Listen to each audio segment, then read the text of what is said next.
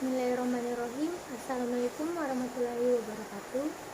Perkenalkan, nama saya Nur Aziza Amalia Alamsyah dari kelas 11 MIPA 4. Di sini saya akan menjelaskan wirausaha kerajinan dari bahan limbah berbentuk bangun ruang. A. Perencanaan usaha kerajinan dari bahan limbah berbentuk bangun ruang. 1. Ide dan peluang usaha kerajinan dari bahan limbah berbentuk bangun ruang. Menganalisis peluang usaha bertujuan untuk mencari dan melaksanakan kegiatan usaha yang menguntungkan.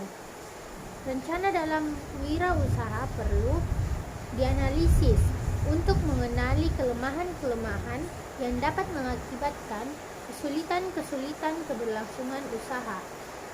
Analisis usaha ini juga dapat digunakan untuk mencari strategi alternatif dalam bidang penjualan, bauran produk, investasi, pengembangan staf, pengendalian usaha, pengendalian biaya, dan lain-lain. 2. Sumber daya yang dibutuhkan dalam usaha kerajinan dari bahan limbah berbentuk bangun ruang. Adapun faktor-faktor sumber daya yang mendukung keberhasilan usaha produk kerajinan dari bahan limbah berbentuk bangun ruang adalah sebagai berikut. 1. Faktor manusia. 2. Faktor keuangan. 3. Faktor organisasi. 4. Faktor perencanaan. 5. Faktor mengatur usaha. 6. Faktor pemasaran, dan yang terakhir faktor administrasi. Yang ketiga, perencanaan administrasi usaha kerajinan dari bahan limbah berbentuk bangun ruang. Beberapa aspek penting perencanaan administrasi usaha.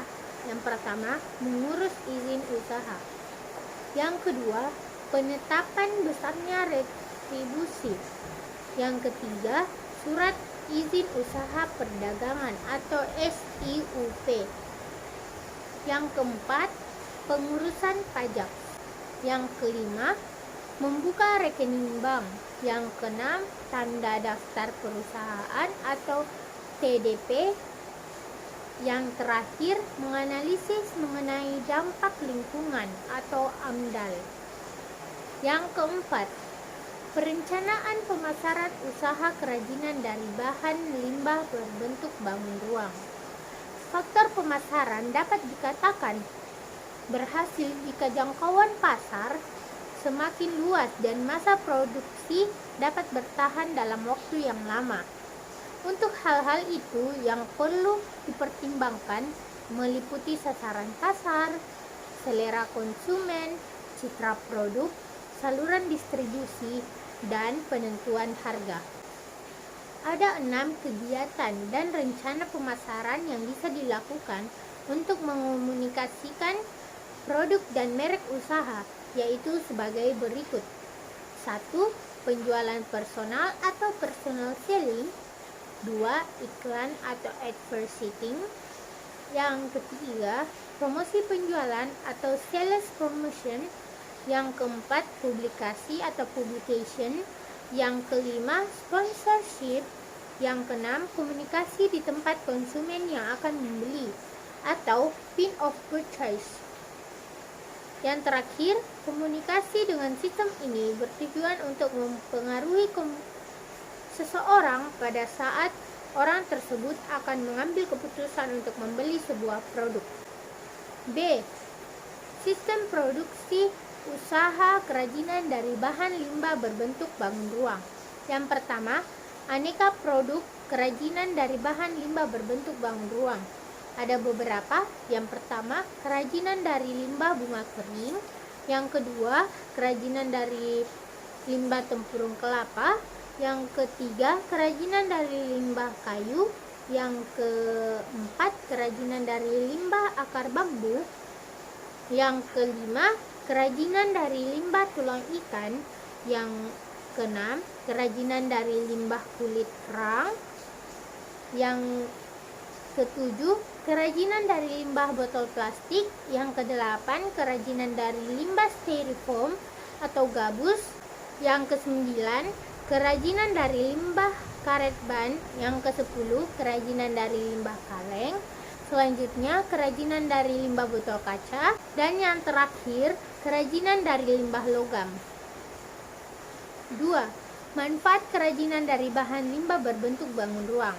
Manfaatnya yang pertama, manfaat produk kerajinan sebagai benda pakai, dan yang kedua adalah sebagai benda hias.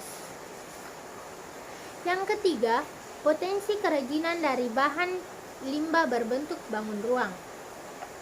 Di bawah ini merupakan contoh hasil limbah berbentuk bangun ruang yang dapat dimanfaatkan untuk kerajinan. Dilihat dari kondisi wilayahnya. 1. Daerah pesisir pantai atau laut. Biasanya ini ada kerang laut, tulang ikan atau tempurung kelapa dan lain sebagainya. Pada daerah pegunungan ada biji-bijian, buah-buah kering, kulit durian juga bisa. Yang ketiga, daerah pertanian. Daerah pertanian ini dapat meliputi bijian kering, bunga kering, kulit pohon kering, dan sebagainya. Kalau daerah perkotaan, di sini bisa kita lihat kulit telur, kemasan plastik, botol kaca, dan lain sebagainya. Yang keempat, perencanaan produksi kerajinan dari bahan limbah berbentuk bangun ruang. Beberapa persyaratan. Yang pertama, menentukan bahan atau material produksi kerajinan. Yang kedua, menentukan teknik produksi. Dan yang kelima, alat dan bahan yang dibutuhkan dalam memproduksi kerajinan dari bahan limbah berbentuk bangun ruang. Beberapa karya kerajinan memiliki peralatan khusus yang dipergunakan pada jenis karya yang lainnya. Tetapi ada juga alat atau bahan yang dipergunakan hampir semua proses berkarya kerajinan. Alat-alat tulis atau gambar misalnya adalah peralatan yang digunakan dalam proses pembuatan hampir seluruh jenis karya kerajinan, terutama saat membuat rancangan karya kerajinan tersebut. Yang keenam, pengemasan produk kerajinan dari bahan limbah berbentuk bangun ruang. Pengemasan merupakan sistem yang terkoordinasi untuk menyiapkan barang menjadi siap untuk ditransportasikan, didistribusikan, disimpan, dijual, dan dipakai. Adanya wadah atau pembungkus dapat membantu mencegah atau mengurangi kerusakan, melindungi produk yang ada di dalamnya, melindungi dari bahaya, pencemaran, serta gangguan fisik seperti gesekan, benturan, dan getaran. Di samping itu, pengemasan berfungsi untuk menempatkan suatu hasil pengolahan atau produk industri agar mempunyai bentuk-bentuk yang memudahkan dalam penyimpanan, pengangkutan, dan didistribusi. Dari segi promosi, wadah atau pembungkus berfungsi sebagai perangsang atau daya tarik pembeli. Karena itu, bentuk, warna, dan dekorasi dari kemasan perlu diperhatikan dalam perencanaannya. C. Perhitungan titik impas atau break-even point usaha kerajinan dari bahan limbah berbentuk bangun ruang. Pengertian dan manfaat titik impas break-even point usaha kerajinan dari bahan limbah berbentuk bangun ruang. Break-even point atau BEP ialah titik impas di mana posisi jumlah pendapatan dan biaya sama atau seimbang, sehingga tidak terdapat keuntungan ataupun kerugian dalam suatu perusahaan.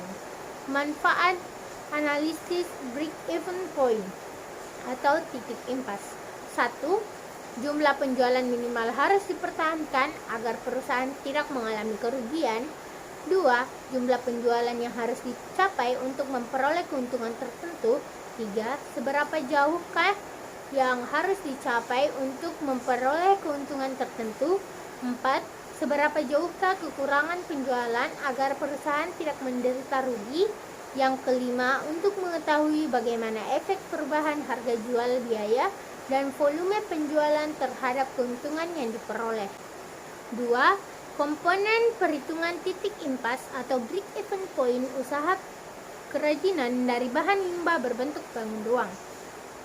Perlu diingat kembali, ada beberapa istilah yang perlu diketahui dalam analisis BAP. Yang pertama, biaya tetap. Yang kedua adalah biaya variabel. Yang ketiga, menghitung biaya pokok produksi usaha kerajinan dari bahan limbah berbentuk bangun ruang. Untuk menghitung BAP adalah biaya tetap, di mana harga dikurangi biaya variabel. Persamaan ini menghasilkan rumus BAP sebagai berikut. BAP sama dengan biaya tetap atau harga jual per unit dikurang biaya variabel. 4. Evaluasi hasil perhitungan titik impas break-even point usaha kerajinan dari bahan limbah berbentuk bangun ruang. Analisis break-even point biasanya lebih sering digunakan apabila perusahaan mengeluarkan suatu produk tertentu, yang artinya dalam memproduksi sebuah produk tentu berkaitan dengan masalah biaya yang harus dikeluarkan. Kemudian penentuan harga jual serta jumlah barang atau jasa yang akan diproduksi atau dijual ke konsumen. D. Strategi promosi produk hasil usaha kerajinan dari bahan limbah berbentuk bangun ruang. 1. Pengertian promosi usaha kerajinan dari bahan limbah berbentuk bangun ruang. Promosi merupakan salah satu kegiatan pemasaran yang penting bagi perusahaan dalam upaya mempertahankan keberlangsungan hidup perusahaan serta meningkatkan kualitas penjualan.